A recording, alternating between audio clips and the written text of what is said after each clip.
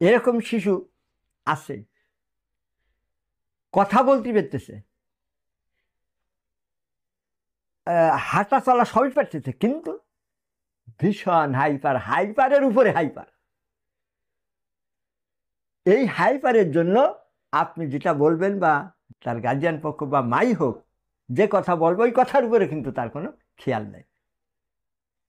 তাকে দেখলেই মুখের দিকে তাকালে বোঝা যাবে সে আর একটা জগৎ নিয়ে সে চলতেছে। সেখানে সে পড়াশোনার কথা বললে দুই অক্ষর পড়েই সে শুন, কথাও কিন্তু সে বলতে পারতেছে। তাকে ডাকতেছে, কিন্তু সে তার মনেই চলতেছে, বড় বড় নামি দামি ডাক্তারদের ওষুধ খাইতেছে।